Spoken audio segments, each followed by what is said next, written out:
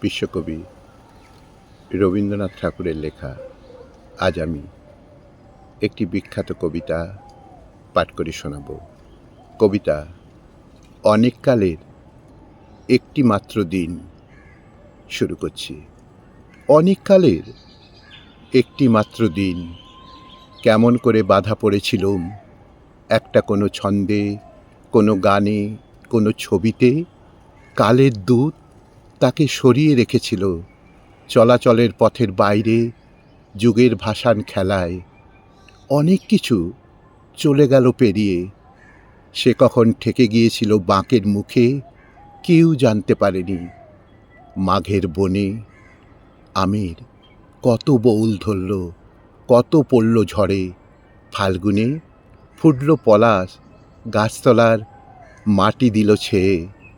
চৈত্রের রৌদ্রে আর সর্ষের ক্ষেতে কবির লড়াই লাগলো যেন মাঠে আর আকাশে। আমার সেই আটকে পড়া দিনটির গায়ে কোনো ঋতুর, কোনো তুলির চিহ্ন লাগেনি। একদা ছিলাম ওই দিনের মাঝখানেই, দিনটা ছিল গা ছাড়িয়ে নানা কিছুর মধ্যে। আর সমস্তই ঘেঁষেছিল আশেপাশে, সামনে। তাদের দেখে গেছি সবটাই, কিন্তু চোখে পড়েনি সমস্তটা। ভালোবেসেছি, ভালো করে জানিনি কতখানি বেসেছি। অনেক গেছে ফেলা ছোড়া, আনমনার রসের পেয়ালায় বাকি ছিল কত। সেদিনের যে পরিচয় ছিল আমার মনে, আজ দেখি তার চেহারা অন্য স্বাদের। কত এলোমেলো, কত যেমন তেমন, সব গেছে মিলিয়ে। তার মধ্য থেকে বেরিয়ে পড়েছে যে, তাকে আজ দূরের পটে দেখছি যেন সেদিনকার সেই নববধূ। তনু তার দেহলতায়, ধূপছায়া রঙের আঁচলটি মাথায় উঠেছে খোঁপাটুকু ছাড়িয়ে।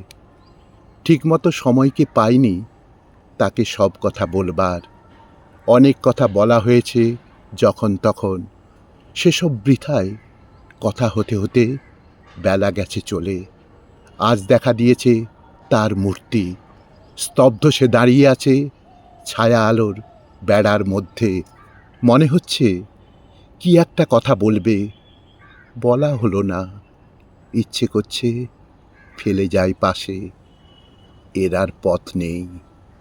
ইচ্ছে করছে ফেলে যাই পাশে, এর আর পথ নেই।